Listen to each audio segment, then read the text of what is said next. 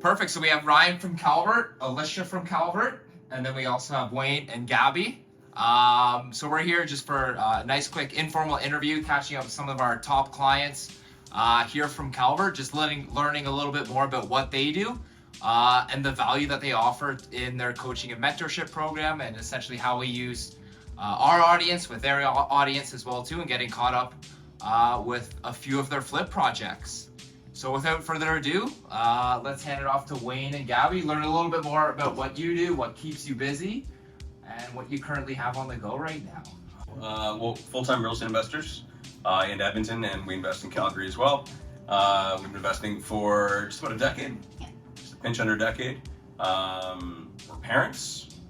We do this, for a long time we did this working full-time jobs as parents, and then eventually we transitioned into full-time real estate investors. So we have rental properties, we got rent-owns, we've done seller financing deals, we do fix and flips, wholesaling, just about everything. We love it, it's a family business. And right now our main focus, we have our rental portfolio, but our main focus is on just building up our fix and flip business this year, and we want to completely automate it. I guess this year, 2022, how many flips did you do this year? We've flipped or will complete flipping 11, and but we picked up 13 and ended up wholesaling 2 of them. Wow. That's a lot on the go. Yeah. Geez, like one a month. over one a month. And with a family. Yeah. You need to teach a time management course, I think. Yeah, we're gonna order calendars with each house on each month. There you go. I love it. Yeah. So between that, family, the flipping, the coaching mentorship program, how do you kind of allocate your time? Like how do you strategize your time with, so many things on the go? I think it just comes down to focus, right? Just focusing on one, no more than 2 things at a time. And sometimes some things need to be put off to the side in order to make sure that you complete other things. Because if you just spread your focus too thin, it's just not enough bandwidth, and then things get missed and things don't get finished. So focusing on one thing at a time and finishing it and then moving on to the next is probably the most important. Even though it seems like we have a lot of different things going on, we're very, very organized with our systems. I think you need to become a master at really prioritizing and just knowing each day, like, what is the top priority and working on that and not being distracted by anything else. Right. For sure. And how did you first get into real estate investing?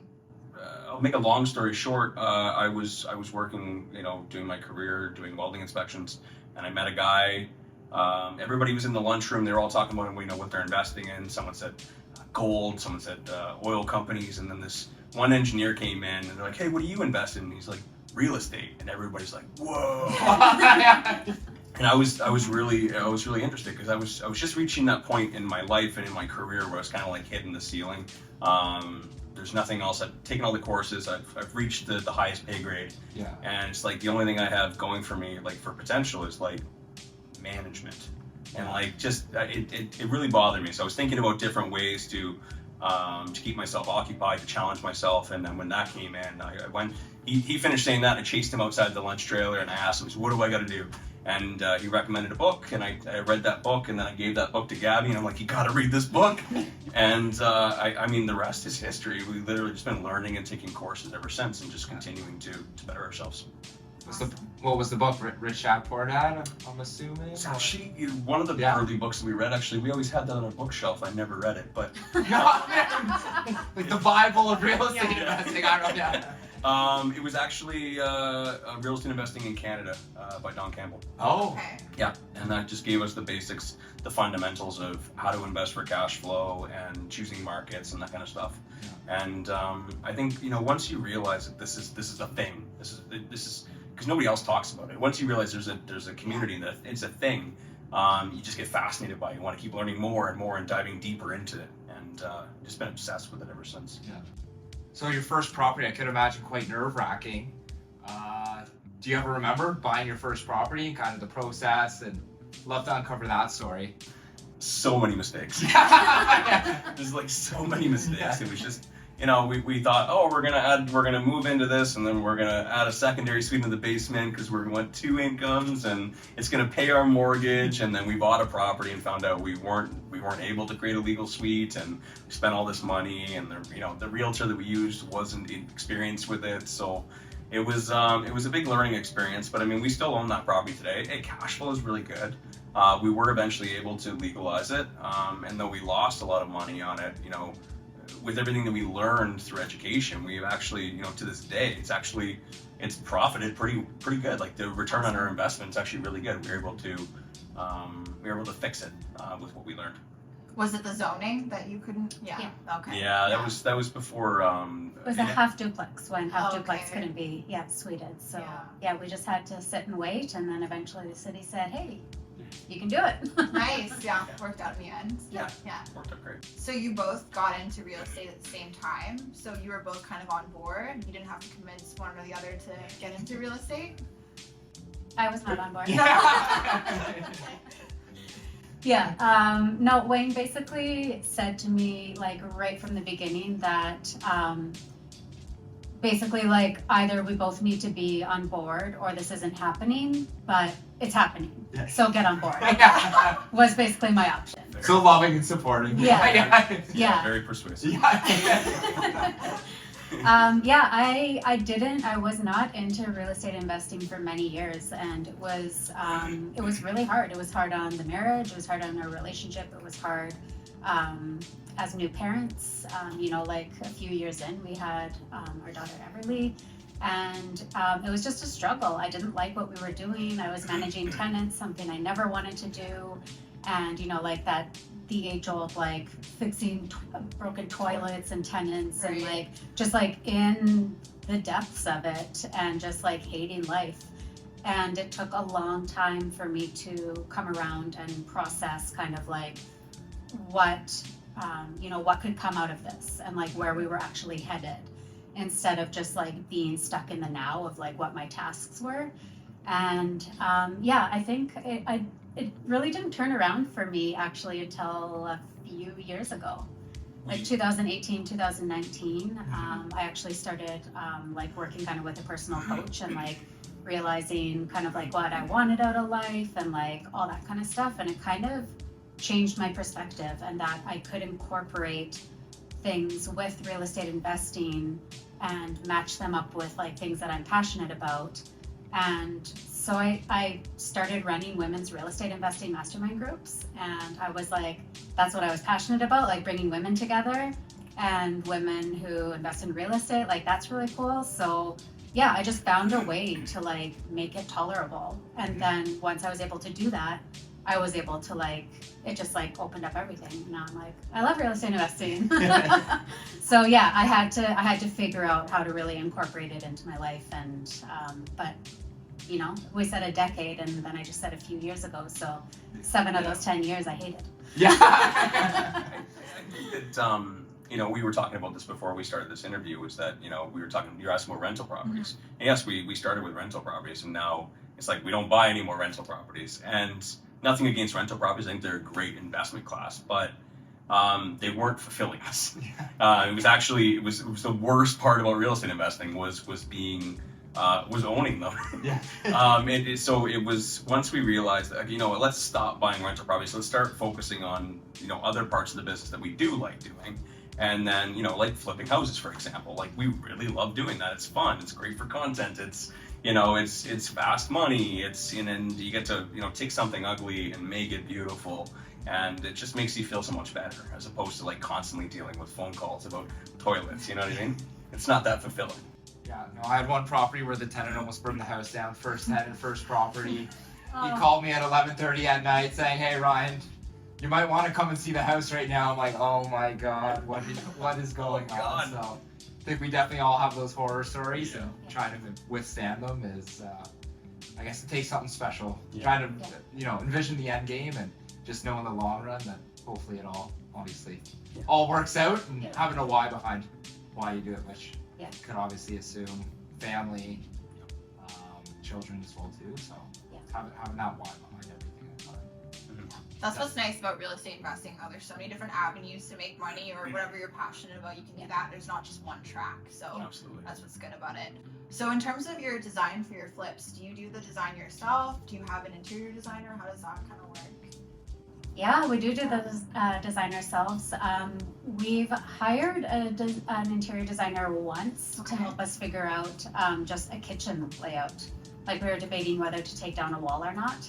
And that was like we just could not make a decision. So we paid a designer $100 cash to come in to come in and just give us advice. We were like, we don't want you to put anything together. Like just walk through with us. Yeah. Aside from that, yeah, we do everything ourselves. I guess I do. I don't let Wayne make decisions. He'll go and walk through properties and with the contractors and be like, do this, this, this, and this, and then like I'll catch wind of what they're doing, and I'm like, no, Absolutely not. Like, don't do that, no. So yeah, I would have never considered myself someone to have like a designer eye. Like I have a trouble seeing like how things are gonna end up, but I just know what I like. Like I just, like I know that the kitchen is really important, and so I'm like, where would I want things and like that sort of thing. So yeah, I just like nothing crazy, nothing fancy, but that's what I like about flips is that, especially here in Edmonton, like it's such, you can just buy like a 1,200 square foot bungalow in a nice neighborhood. You don't need to do anything crazy. Like it's not like $1 million house.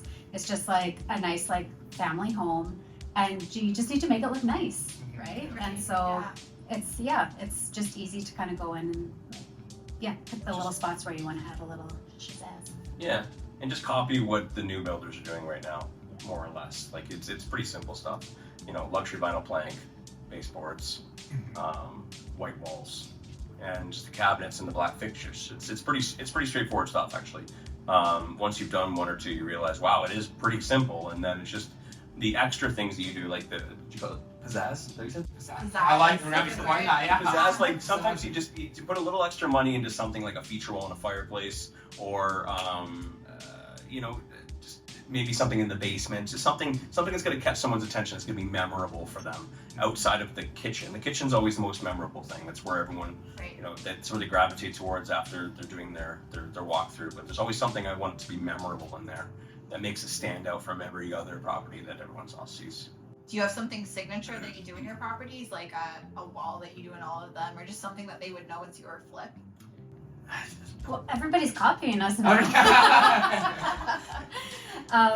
We had like this feature wall fireplace kind of thing in all of our flips, but now like we see all the other people's flips coming on, and it's like the exact same wall. You're doing something right. There you go. Exactly. Yeah, but we also Flattering. we do like to do feature walls in like the bedroom sometimes. It kind of where we'll just take trim and make like a design and then paint it a feature color. So we do try to put that in most of our flips as well. Yeah. $2,000 or $3,000. Just $2,000 or $3,000. Where can we put it where it's going to have the biggest impact? Totally. Yeah. And then when you're running numbers on deals, so do you have a specific buy box for your property? Like, I'm buying at this location, this many square feet, gonna do like an up-down duplex type of ordeal, or is it wherever you kind of see that you can add value to a property, as long as the numbers make sense? Do you focus on that, or is it kind of wherever you think you can make money? And I mean, like opportunity, it depends on the market that you're in. If there's a ton of opportunities, then it's very easy. We can just have those 4 or 5 neighborhoods that we like. We have our buy box. We know what we need to buy it for. We know what the renovation's going to be more or less, and then we know what the after repaired value is going to be. But if you're in a market where it's harder to find properties, then you might have to go outside of that a little bit and rely on your wholesalers in the community and your realtors to find you some good deals. But we've been pretty fortunate that like we have a few areas in Edmonton that we really like, and when I'm ready to look for a house, I can normally find one within 2 to 4 weeks, because we just know what it is we're looking for, we know the prices, and we know what we need to offer. love to hear more about the coaching mentorship program, how that's going. It's probably grown quite a bit since I guess earlier in the year. Like, how do you focus on how do you structure it? Just what's kind of the typical profile of the students? Is it newbies, advanced? What's kind of the sweet spot for the mentorship program? You know what, we developed a program that's actually pretty valuable to investors at all different levels.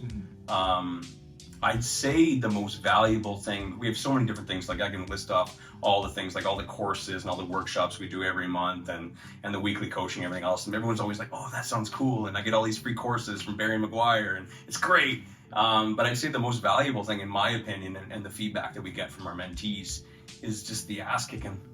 You know what I mean? Because what I've learned, and we do a free podcast every morning too, and we offer free coaching every morning at 6 a.m. All you gotta do is hop on the show, call in, and you can ask any question you want.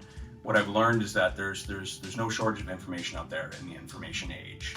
You can either take a course and learn all about it. If you Google long enough and watch enough YouTube videos, you can piece together enough information to go and do something. But what ends up happening is nobody ever does it. Mm-hmm. And that's why mentorship is so important, because it's someone who's going to help you get through all those hurdles that you're dealing with in the first few years, or as you're scaling up to, say, a larger scale successful investor. So a mentor is going to help you, navigate that. It's going to help you save time, and then lastly, it's going to hold you accountable to do the things that you say you're going to do, which we all struggle with that in all aspects of our life. Going to the gym, we all know how to do it. Do we do it? Yeah. No. So what do? We go hire a trainer to meet us there, so we actually do it, and then they don't even show us anything. You know exactly what you're doing, but it's like, oh, I better meet them because I paid for them, right? So, and that's the whole accountability thing, right? And for someone to tell you that, hey, you can do this, or hey, no, you are being stupid right now. You said you were going to do this, so let's do it, right? Exactly. That's what our program's all about. And then, like I said, list off all the other perks that come with it, all the courses and everything. So every piece of education, document, agreement, checklist, everything that you need as a real estate investor, it's all there. Mm-hmm. But it's in my opinion that the accountability is the most important. The most important. Yeah, no, I can definitely understand that. We get quite a few phone calls from newbie flippers, and there's some people who, they've looked at, 10, 20, 30, 40 deals, and I know hardest part's obviously pulling the trigger, putting in an offer. Analysis paralysis. Yeah, definitely. Yeah. Something else that I think you do great as well too is just building a community. Because I know you host the meetup events at your flip, so it's a really good taste for some of the new investors as well too. Just to build the relationships, and just seeing it live in person is totally different than seeing it on YouTube and stuff like that. So. Or an HG. Example, an HG, yeah. They make it look really easy. Yeah, it's amazing how it transforms in 20 minutes on each team. We like to have those meetups every couple weeks so that people can come in when we first get it.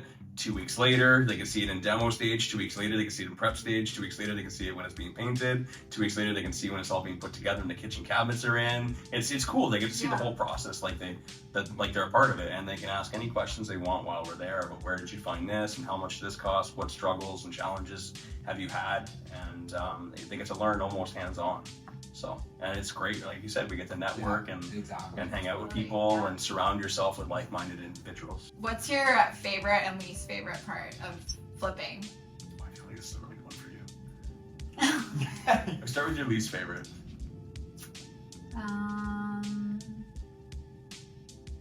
I feel like you have answers for People, yeah, I could see. We have pretty good teams. We have great people. Yeah, we love building relationships, and like all of our tradespeople that we need to bring in, like our same plumber goes to all of our properties, our same electrician goes to all of our properties. Like in that sense, we can rely on them. They come in, they do what they're supposed to do, and we never have any issues there. But I think more so on like the contractor side of it, it's hard when you have so many projects going on at the same time. It's not like you just have one team that's, doing all of them. Like you need to have different pockets of people.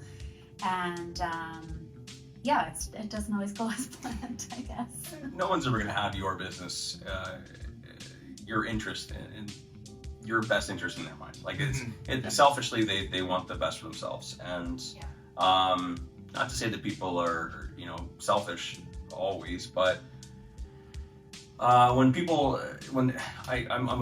a stickler on accountability. When you say you're going to do something, you got to do it. And when people don't do it, it gets very frustrating because it's affecting your timeline, it's affecting your bottom line, it's affecting your sanity. Yeah. You know what I mean? Because that's something like on these short-term projects, there's not a whole lot of time to fire them and find someone else to get in there. Like I need you to do what you say you're going to do.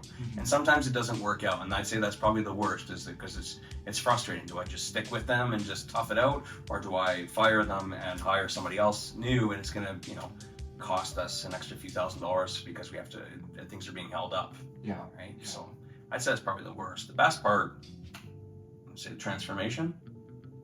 Yeah, I have another worst part though. Okay. Yeah. You opened While up we're on the a can of topic, worms. yeah. No, yeah, for sure, the transformation. It is so cool to, like, for me though, the transformation isn't complete until the staging is done. When you like walk in there and see like the beautiful staging in place, and like how it's transformed into an actual home instead of just floors and paint and a kitchen, like that's cool, and like, wow, we did that. But then the staging comes in and you're like, holy, like that's amazing. But then it hits the market, and selling houses is so Frustrating. A lot on the table. So hot. Yeah. It's exciting. Very stressful when you think, stressful. Yeah. this is amazing, and it's like you got this high, and then it's like, okay, it's on the market, and then you get the email from your realtor, it's live, and you share it on social, You're like, and yes, then it's 5 like people are coming the first night, and you don't get an offer that night, and the next day the realtor comes back with feedback. They didn't like the handlebars in the bathroom. Like, what do you mean you don't like the towel bars in the bathroom? It's just, and like the neighbor didn't mow their lawn. Yeah. didn't mow their lawns. That was the Yes. feedback you get. Yeah. And you're like, is this seriously the feedback you're giving? And it's great feedback, because I mean, these are things that we can take into account for next time Yeah. to make sure that we ask the neighbor to mow their lawn before we do an open house or something. But when you take so much pride in something, you've been working on it for 10 weeks, and then someone to tear it apart, it's very frustrating. And then, it might sit for 2 weeks, and you're like, oh gosh, did we price wrong? What's going on? And then the stress, it's so crazy. I can go on this high of like excitement, and then just like this anxiety of like, oh my God, this thing's not gonna sell, and what are we gonna do? And we have to drop it by $20,000, and yeah, it's a roller coaster of emotions. But it's I'd say that there's a lot more fun than there is stress. Yeah, we love it. On the I guess back to the negatives quickly. Do you have any tips or tricks for vetting contractors? I know with how many flips you've done, how many you have on the go, I know holding contractors accountable, having them be on time, on budget, on schedule. It's something that we hear quite regularly. It's definitely the biggest Yes. frustration. Like, and we have our mentees who are also flipping houses, and it's definitely the biggest frustration that we see among everybody is the contractor side of it, and getting good people in that are going to do what they say they're going to do. And I just think that it's so, like, I mean, anybody can woo you and say, I'm so great, and look at all these projects I did, and swipe through the pictures, and they have 5-star ratings and all that kind of stuff. Like, anybody can show you that, whether it's real or not. But you really don't know until they're in doing the project what it's going to be like to work with them, and if your personalities are, go together well. But I just think that it's so important from the get-go to set the expectations and the boundaries of what you expect. We actually just talked about this on the morning show, I think maybe yesterday. Yeah.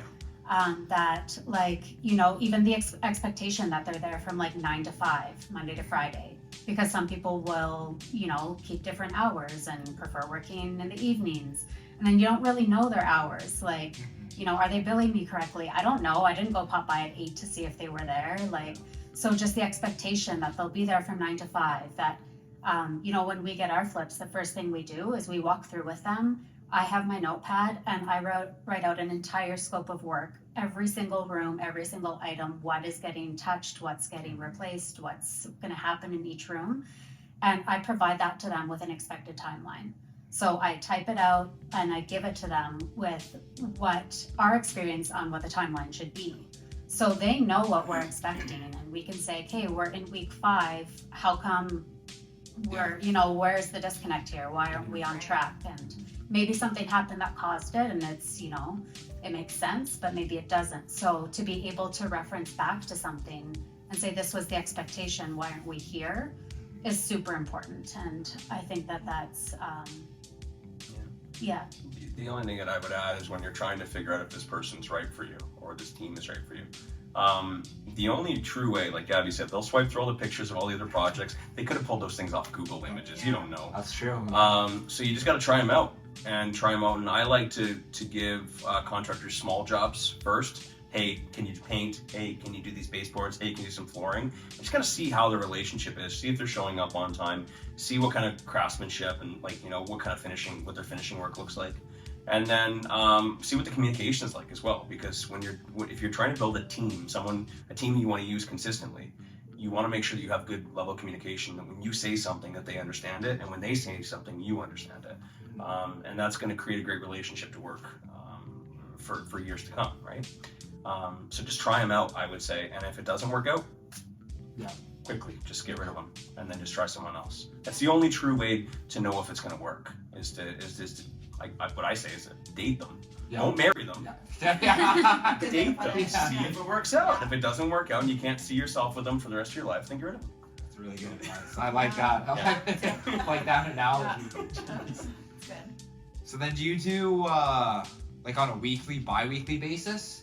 Because it sounds like you have everything buttoned down to a T. So it's like, okay, week 1, they're tearing down walls, get everything down to the studs. Week 2, XYZ. Week 3, and you just kind of monitor it on like a bi-weekly, weekly basis? Most of the scopes are pretty much the same. Yeah. I mean, it doesn't always go, and some contractors like to do things a little bit differently, like, do things in a little bit of a different order, which is fine. And also seasonally, it depends too. Like, if you're pick up a property in the fall and winter's about to hit, you're out in the yard doing everything that needs to happen exterior first, right?